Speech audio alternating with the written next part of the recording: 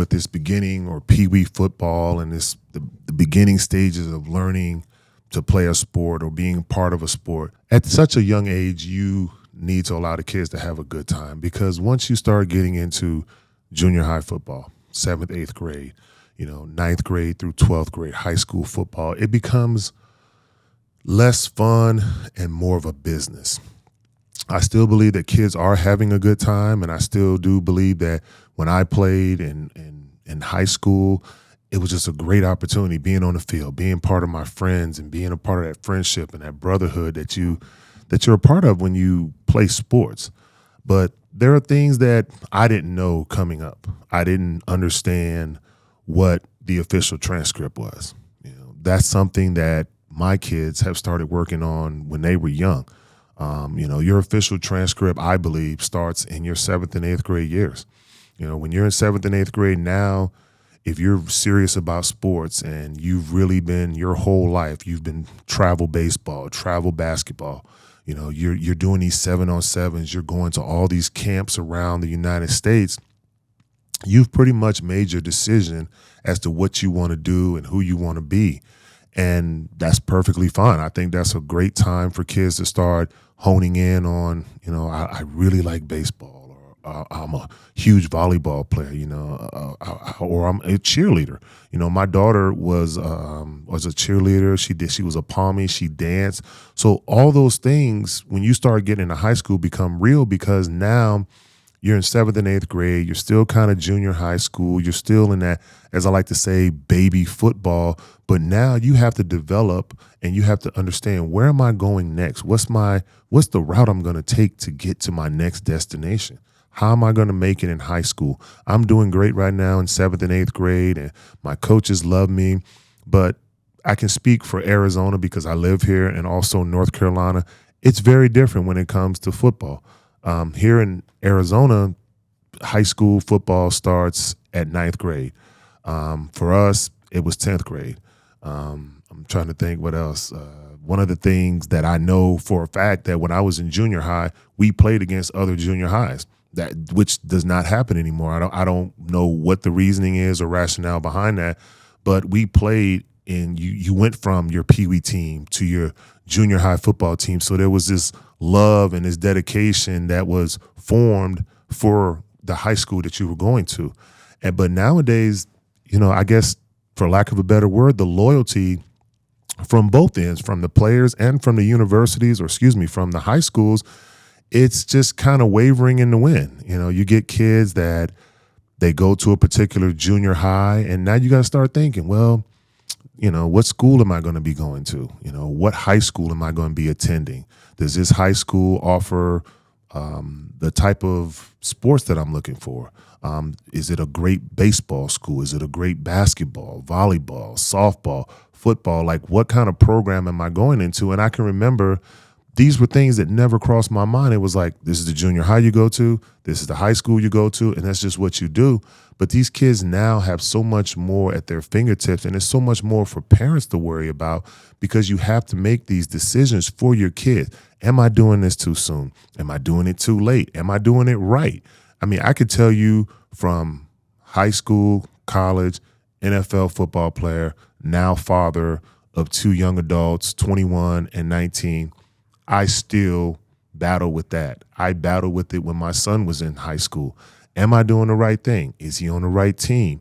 Is he playing the right position? Because those are things that you don't know. You think you know, and you're like, oh, well, I played the game and this should be easy. But no, once you get in parent mode, all that goes out the window, and you're just sitting there just like, oh my God, it's like I want to cross the highway, but these cars are just flying by. And so once again, these are things that I want to discuss, and I want to talk to parents about, and I want to give them something to think about. When your child is going from 7th grade, 8th grade to high school, what are their study habits like? What are their work habits like? Because these are now things that are going to become to the forefront of everything that these kids are doing. When you get to high school, now you've got practice in the morning if you're a freshman football player. So now your kids got to get up earlier than they ever gotten up before in their life. And then after practice, then you have to go to class. And so now you're dealing with a whole nother set of responsibilities that you didn't have to deal with when you were in junior high. In junior high, you go to class in the morning and you go to practice in the afternoon. And it's just kind of a routine. You just deal with it. It's very easy. It just becomes almost mundane at times because you're like, okay, I got to go to class. Okay, I got practice. But now that you've reached high school, now ninth graders are practicing in the morning. So now you have to wake up. So it goes back to, how are your study habits? How are your work habits? Do you know how to select your time and say, okay, I need to dedicate this 2-hour block to my study. I need to block off an hour to work on my plays and learn what's going on in my particular sport. And I have to learn to say no to my friends, which can be almost impossible at times because your friends are always like, come on, man, let's have fun. You're always at practice or you're always doing this. And it's like, well, that's what I want to do. So and you learn at such an early age, you have to learn to tell your friends no, and you have to explain to them why. Like, well, I can't go out tonight. I can't do this. I can't do that because I have practice in the morning. Unlike you get to sleep in until, 7 o'clock. Whereas me, I'm on the field at 7 o'clock. So while you're waking up, brushing your teeth, I'm out there banging heads with my teammates. So those are the kind of things that I think as you start to enter high school that become just part of your everyday life. And parents is no different. You still have to get up with those kids. And I can tell you, I had a kid that was not good at waking up. It was always come in the room. Deuce, wake up. Come on. Oh, okay, Dad, I hear you. Wake him up. You come back 15 minutes later, he's back in the bed. So it's a family. It takes the entire family. It takes a village to get these kids where they need to get to. And you don't know. You think that I see my kid, wow, he's a great receiver. He's a great running back, or he's a great pitcher. Well, that was great in 7th and 8th grade. Now you've taken all those kids from all the junior highs, from all these Peewee teams that you grew up with. Now y'all are all thrown into the same batch. You may be at different high schools, but that pool that you now have to choose from and compete against has gotten a lot thicker. And can you handle that? Some kids can't handle that. My kid came in as a freshman. He played freshman football. He climbed the ladder. He didn't jump ahead. I didn't go in thinking, well, I played football, so therefore my son gets special privileges. I knew he had work to do. And kind of talking about that, I think one of the things that as parents, you need to be realistic about your child. And that's something that is very difficult to say that my child is not as good as someone else, or my child isn't as good as that child. That's very difficult to tell your kid that, because I know most people will be like, well, no, if you work hard enough, well, hard work beats talent when talent fails to work hard. So as long as that kid is talented and they're continuing to work, they're going to continue to rise. Now, does that mean your child is never going to make it? Absolutely not. That's not what I'm saying. But for instance, I can only speak on my child, when he got to high school, he was 170 pounds playing defensive end and offensive tackle.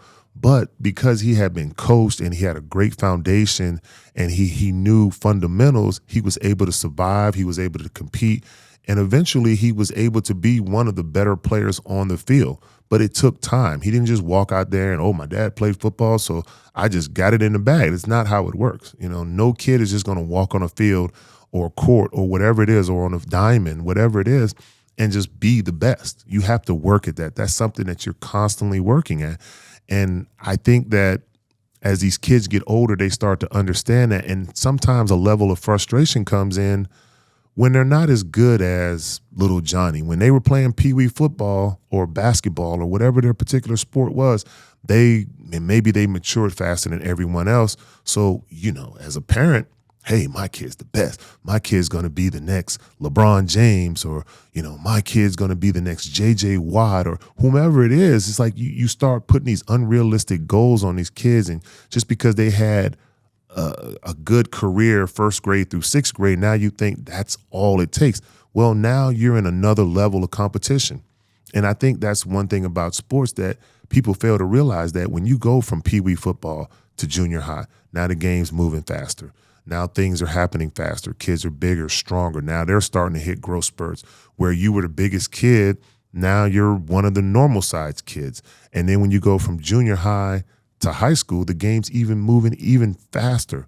So you just have to constantly keep up with that. And then there's just so many other things that when you hit high school, that things that I didn't have to deal with, that I know I deal with my own children, is social media. One of the best lines I've ever heard from somebody, and I wish I could give them their credit, but I don't remember who I heard it from. It was, your social media is like your LinkedIn page. Everything that you put on there as a young adult, people are going to see it. I mean, how many times have you seen interviews, you've seen TV shows where a kid said something at 15 years old and it came back to bite them in the butt at 22 years old? Like, I don't think I could live in that kind of world where everything I do and say is scrutinized, and I may say it at 15 and just out of stupidity. And now you fast forward 5-6 years, and now it's coming back up, and I have to apologize for something I said at 15. It's the world that they live in, and technology is a blessing and a curse at the same time. So if you're going to choose to step into the high school realm and you really want to play at a high level and your aspirations are to go to college, these are things that you have to think about. What am I putting on my social media? What am I talking about? What am I liking? What am I sending to my friends? Something that seems like an innocent joke right now, when all of a sudden you get to college and you become the player, the athlete that you've always dreamed about, now you've got somebody who, let's be honest, who just kind of wants to see you like, well, I don't like where you are. I don't like what you're doing, so I'm going to try to destroy what you've built. And you're having to defend something you said as a child, as a 14, 15-year-old child. I don't think that's fair for kids, but it is the world that they live in, and it's part of the athletics. And, I've had to be on my kids about it, like, hey, you can't post that, or hey, take that down. I know you really want to be socially aware and you want to address things, but you also have to think about your own future. You have to think about where you want to go in life. And it's a tough road for these kids to balance, because you have to be down the middle. You can't be too right. You can't be too left. You have to be very easy. You have to be somebody that people are like, oh, I really like this kid. And that's unfortunate, because you can't be yourself. These are things that as you learn, as you get older and you practice, and you have to deal with these things. I mean, PSATs, ACTs, those were things that were in the back of my mind coming up. And all of a sudden, junior year rolls around, senior year rolls around. It's like, well, have you taken your SATs yet? And you're like, no, I haven't.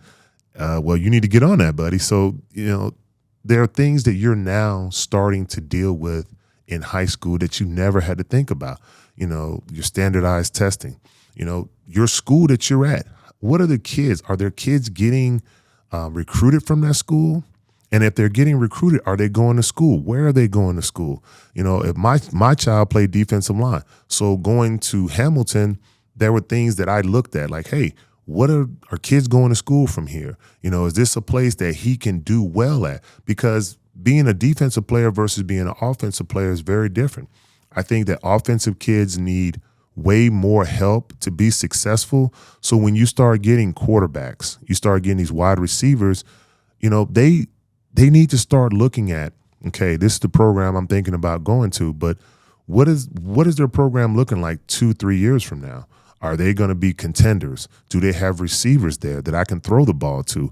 Who's in my class right now that I know is going to be someone I can depend on over the years? Whereas a defensive player, it's almost like, hey, you know what? Put a ball down, line me up, and I can make my own way. It's I don't want to say an individual position, but on defense, it's more about see the ball, get the ball. Whereas when you're a quarterback, you drop back and you're looking, okay, if your receiver doesn't do what they're supposed to do, now the play's messed up. The offensive line messes up, then you mess up. So now you become more dependent on the people around you. And I think that those are things that when kids start to decide what school they want to go to, they have to look at those things. I think from the outside looking in, people always want to say, oh, well, this kid's being selfish and, well, it doesn't matter, just go and play. But it's more involved than that. Is my kid learning to be a player? Is my kid learning the fundamentals of the game? Do they know coverages? Do they know defenses? If option A isn't open, am I just going to take the ball and run with it? Or do I now go from option A to option B to option C? And now, okay, none of those options are open. Now I want to run. So those are things that as you start to get into high school and you start to become the player that you want to be and you start getting recruited and these coaches start coming around and they want to talk to you, those are the things that they're going to look at you on the field. What are your grades like? Your official transcript. That is something that's so important. And I feel like for me and for my kids, that was something that we as a family, my wife included, all started in 7th grade. We were like, hey, you need to start worrying about your grades right now. You need to start laying the foundation to have strong academics, because there's going to become times when you fall, you stumble, and it's like, oh man, I made a C. But because you've been busting your butt and you've been doing what you needed to do, that C doesn't hurt so much. But if you're always a C student and you get a D or you get a C, that's not what colleges want to see. They want to see the 3.0s. They want to see the 3.5s. They want to see that this kid can handle high school academics as well as college. If you're doing well in high school and then you take your standardized testing and they look at that and they're like, okay, this kid may have a 3.0 in the classroom, but he only got a 700 on his SAT.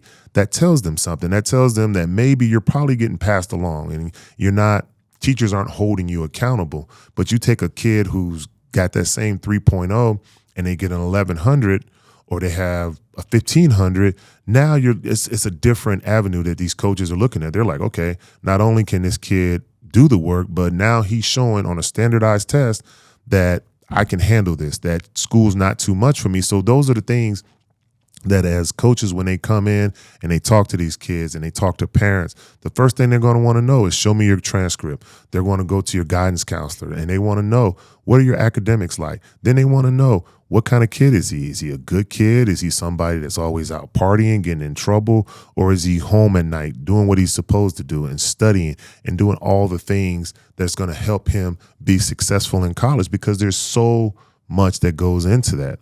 And I think also another thing that parents, and I know I talked about this earlier and I said realistic, you have to be realistic with your kids. You also need to know that sometimes it's about size. Sometimes it's stuff that's out of your kid's hands.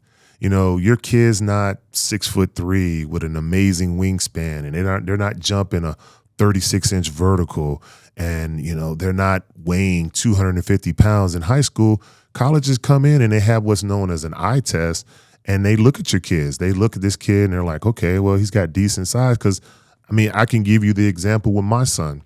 He wasn't heavily recruited, and it was strictly because of his size. It wasn't because of anything that he wasn't doing on the field. When he was senior year, he had 13 and a half sacks, led the 6A premier. Matter of fact, he led all of Arizona in sacks his junior year. His senior year, he won every single award that a kid could earn as a senior. And you go out there and he's just sack after sack, 17 and a half sacks, 13 and a half sacks the year before. And you would think a kid like that putting up numbers, you'd be like, wow, this kid is amazing. He's a 4-star, 5-star. No, he was a 3-star.